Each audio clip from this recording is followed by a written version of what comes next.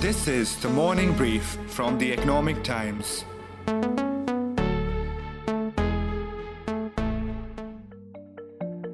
Until last week, there was wild speculation on whether N Chandrasekaran would be reappointed as the chairman of Tata Sons. Would the first non-Parsi person to ever hold the office continue heading the sprawling Tata Group? Or would the powers that be find someone else for the job? All doubts were put to bed last week. Tata Sons board has renewed Mr. N Chandrasekaran's term as the executive chairman for the next 5 years. Now, there had been news building up that perhaps it may not be renewed or whether it would be or not. So now the news is that the term has been renewed. Tata Sons is the holding company of the Tata Group, one of the best known business conglomerates from India. They are making everything from steel to software and have business interests across the globe. And that makes everyone interested in knowing who occupies the top job at the Tatas. Now firmly secured in the chairman's seat for the next 5 years, here's what Chandrasekaran's to-do list looks like. Getting the sprawling conglomerate to work in cohesion and move ahead. Digesting the mega acquisition of Air India and turning it around. And betting on new businesses that can ensure future growth. He is also working hard on a Tata Super app, which many say will be his legacy at the Tata Group. It's Tuesday, February 15. I'm Nehal Chaliawala and you are listening to Chandra's Challenges on the Morning Brief. For some, N Chandrasekaran getting a second term as the Tata Sons chairman was obvious and never in doubt. In fact, Economic Times reported as early as July last year that his appointment for a second term would sail through. Company insiders say that people at the Bombay House, the headquarters of the Tata Sons in Mumbai, were rather happy with Chandrasekaran's performance. Then why this suspense around him getting a second term? I think one can call it the mystery hangover, Cyrus mystery hangover over Bombay House. That's my colleague Kala Vijayaraghavan. Kala tracks the Tata Group for the Economic Times and she broke the story on Mr. Chandrasekaran's reappointment last July. Cyrus Mistry was the previous chairman of Tata Sons. Mistry belongs to the Shapoorji Pallonji Group, which is a significant shareholder in Tata Sons and family friends of the Tatas. Mistry had a fallout with group patriarch Ratan Tata and things ended rather acrimoniously. He was ousted by the board in 2016 after a vote of no confidence. The Shapoorji Pallonji Group had stated in the court that the removal of Mistry as the chairman of Tata Sons in a board meeting held in October 2016 was an ambush and that Mistry was not given prior notice of the agenda. Tata Group denied all allegations and said that the board was within its right to remove Mistry as chairman. There was a long-drawn legal battle between the two sides that went up to the Supreme Court. Dirty linen was washed in public. This experience kept the suspense alive regarding a second term for N Chandrasekaran, only the second non-Tata person to hold the top office. Prior to that, it was never the case. Ratan Tata was the chairman from 1990 to 2011 and there was never any question of whether his term would be extended or not. In any case, he was a Tata. I think post that, after Cyrus Mistry took charge as the chairman, and then thereafter the troubles that took place, loss of confidence of the board in Cyrus Mistry, and then his dramatic oust in 2016, after that, there has been a lot of unrest and confusion and distrust within the Tata system. What added fuel to the speculation were rumors of a possible rift between Chandrasekaran and Ratan Tata.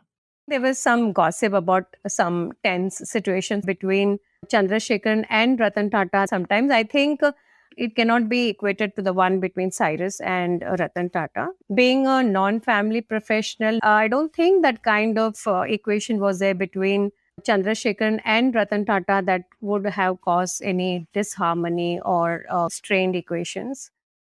All the rumors were laid to rest when Mr. Tata himself showed his confidence in Mr. Chandrasekaran's ability to lead the Tata Group. Kala, you watched the Tatas closely, right?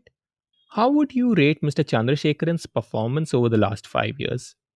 I don't think anybody can challenge Chandrasekaran's performance in terms of what he has done to restructure businesses, clean businesses, invest capital, bet on new growth engines. Restructuring businesses for Tata Group, I don't think it's easy. Tatas are supposed to have a culture, a value of not exiting businesses, not taking tough decisions as far as having a more humane approach to business. But I think business being business is very important. And I think it was given to Chandrasekharan that capital allocation be done to businesses that merit a scale up and can be a market leader, and to exit those that are not up to the mark. And I think that is what he's been trying to do, is bet on businesses, all the big ones within the Tata Group, whether it's Tata Steel or Indian Hotels or Tata Motors, electric vehicles, acquisition of Bush and Steel. So capital allocation, I think, has been his biggest strength. He has invested money where it deserved to be invested. Apart from that, also taking bets on new growth. Unlike other business houses like Reliance or Adani Group, the Tata Group lacks synergies between its various companies. This could be a competitive disadvantage going ahead. Chandra took this problem head on. Today, there will be many synergies within the Tata Group. If as separate companies, it would be additional costs borne by each of them, eventually adding into the Tata balance sheet. But what Chandrasekharan did was that he ensured there was much more synergies between companies, more collaboration, so that if you creating a common teams where you could pull in into each other's resources, stuff like that. The challenge was really about managing the group as a conglomerate. There were too many moving parts, too many people who have to take, and I don't think that challenge is done yet. I think that challenge continues.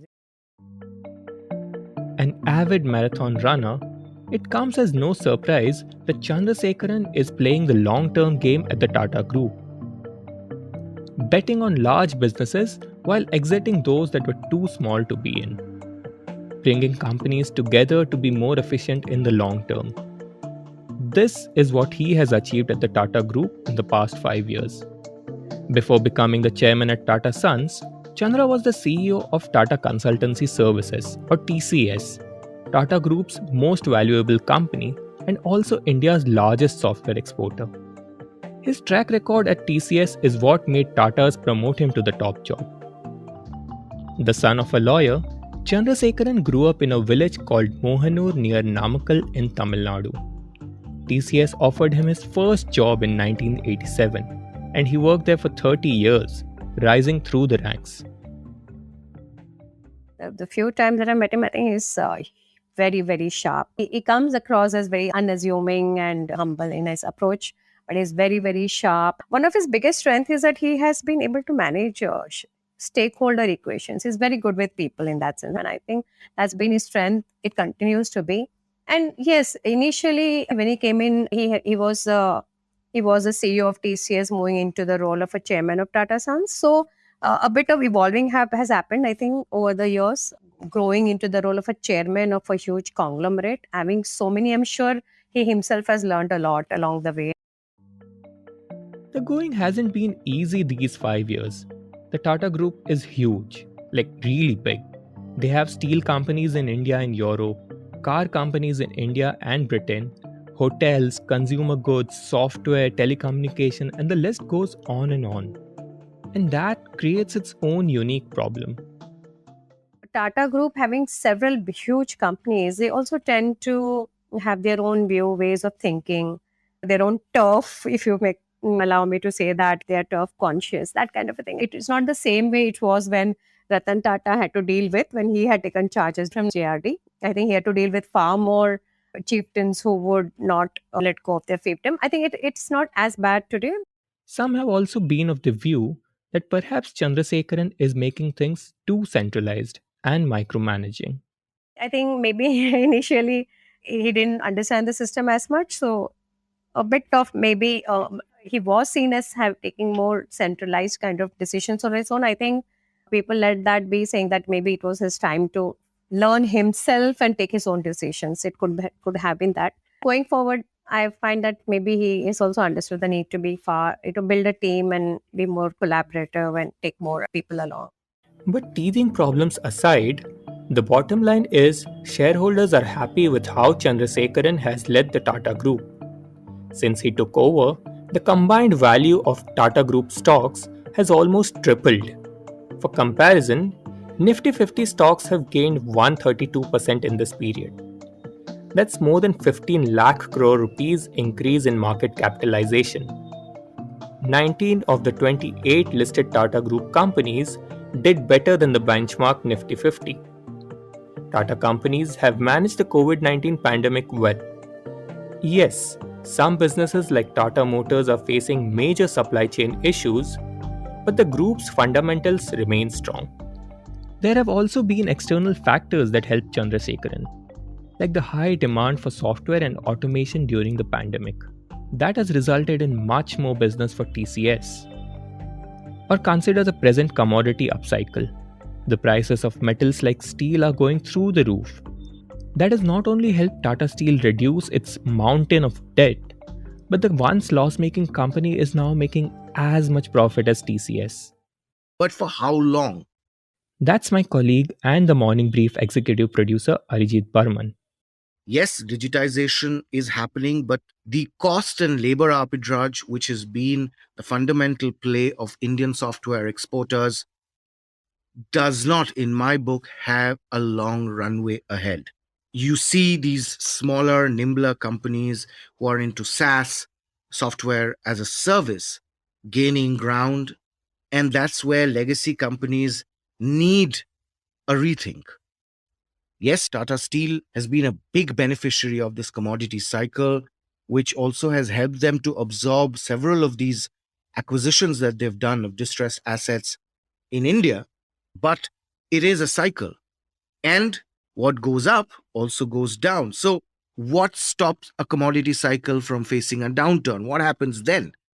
To ensure that the Tata Group uses the present opportunities as a springboard, it will have to move fast. Look at Reliance, okay? They've built out telecom and retail as two very large verticals that can stand on its 2 feet, right? But they're in a tearing hurry to build or rather transform a third vertical, which is their oil and gas business, into a new energy business. And look at the speed at which they're moving in. They're buying companies, they're buying frontier technologies, they are already setting up those gigafactories. That is what is required. You need to think on your feet and you need to react fast. And therein lies the biggest challenge for Chandrasekaran. To take a behemoth like the Tata Group with tons of inertia through rapid changes. The group is in capital-intensive businesses like steel and auto manufacturing. Rapid changes are happening in these two industries. Concerns around climate change have made innovations like electric vehicles and green steel not a luxury, but a necessity today. To be fair, the Tata Group has stood up to the challenges. Tata Steel is actively working on cleaner technologies in Europe, and these will come to India in the future. Jaguar Land Rover said that its Jaguar brand will be fully electric by 2025, and Land Rover will have a long line of EVs too. Tata Motors is by far the largest electric car maker in India today, even if small by global standards. They got $1 billion investment from TPG Rise Climate Fund to further their electric vehicle business. And now we have a confirmation that the TPG Group would be investing 7,500 crores in the new EV subsidiary of Tata Motors, which will be called Tata Motors Limited EV Company. This investment would be over a period of 18 months. The first phase of this would be completed by the 22nd of March, and the entire investment would be completed by the end of 2022 as well. The Tatas are betting on new businesses too, like electronics. After the supply chain issues last year that the world faced during COVID-19, countries have realized that they cannot be too reliant on imports for everything. India buys most of its electronics from China, And the government now wants to locally manufacture these in India. And the Tata Group is one of those who have risen to the challenge. They have plans to get into electronics manufacturing as well as making semiconductor chips. But how successful these ventures will be, only time will tell. I do not yet see a clear winner that will take the group for the next 20-25 years. They are trying to do a lot of things, electronics, they're trying to get into semiconductor, but these businesses need a lot of money and a lot of expertise. One winner that Chandrasekaran is betting his chips on is a super app. What is a super app? It is basically a one-stop shop for multiple consumer needs. Think Zomato, Paytm, Book My Show, Amazon, Netflix, Redbus, all clubbed into one. Tata Group is set to launch an integrated app by late 2020 or early next year that brings its consumer-facing businesses together on one platform, as per reports. In the last few years, China has popularized the use of super apps, the term first used by BlackBerry founder Mike Lazaridis. It is a very Asian concept. Unlike the West, we've seen super apps in China, in Thailand, Indonesia, in that region, in Southeast Asia. The whole idea of a super app is to be able to cross-sell, right? You bring in one person and then you can offer him the whole array. You want to buy movie tickets instead of going to Book My Show, you can buy it here. You want to buy grocery, you can do it in one place. You want to make a payment for your utility bills, you can do that. And so the ability to cross-sell is important for a super app to be successful. And for that to work, you need an ecosystem. It is easier said than done. There are several people, including Reliance Jio, which has over 20 plus consumer apps under an umbrella app, which is My Jio. In the past, some companies have toyed with the idea of a super app in India, like Tabzo, but it failed spectacularly and was later acquired by Amazon Pay. Just Dial was biding along until it was acquired by Reliance. Paytm too tried its hand with ventures into retail and ticketing among other things, but it found little success. Paytm is now focusing on becoming a financial services one-stop shop. But companies are now again toying with the idea of a super app. Amazon and Reliance are keen. There is a place for super apps in a market like India, but it cannot be too many. Perhaps 2 to 3 super apps can function in a market as large and as diverse as India. So, what will be the key for Tatas and Mr. Chandrasekaran to succeed in the super app space? These are digital businesses. So by definition, you don't need too much of capital expenditure like you would in a steel operation or auto manufacturing unit. So I don't think money is a problem here. The challenge for the Tatas is execution. There are already multiple pieces, and within that, you're trying to fit in some of the additional layers, companies and investments that Tatas have made in the recent past. Creating a cohesive ecosystem to me is the biggest challenge. Remember, execution has never been Tata's forte. Yes, they have an advantage because unlike Reliance, Tatas have had several consumer businesses in the past. But for Mr. Chandra, this is his legacy. He wants to clearly set a strong imprint, his imprint on this particular project, which is why there's been a lot of hype around it. And so far, we have not seen the product fully launched. We keep hearing about beta testing, launch within the Tata Group. Those experiments are still ongoing because every company of Tata's, for example, have a website, have a digital play, but everyone has to then come together, has to talk to each other. That's the challenge. And that is something which is yet to get tested. Past experience in Tata's digital foray, they tried an e-commerce site. called Tata Click. It was a disaster. So there is that inherent sense of skepticism. Unless we see the product, I would say the jury is still out. Mr. Chandrasekaran will also have to get Air India in order. It is a large acquisition, with thousands of employees and bleeding billions of dollars in losses every year. Tatas are perhaps the only group in the world to operate 3 airlines: Vistara, AirAsia India, and now Air India. Air India, by all means, was certainly not an easy acquisition. We all know that it's a white elephant that has been inherited. It will need a lot of restructuring. It will need a lot of exercise to turn it into a lean, mean, active machine. Air India is a huge money guzzler for now. Aviation, it's a wafer-thin margin business, and the more efficient the operations are, the more leaner and meaner a system is. I think that's where profits come in. He'll have to work so much on that. Because they already have Vistara and AirAsia. So I think making a single aviation entity will be a challenge going ahead.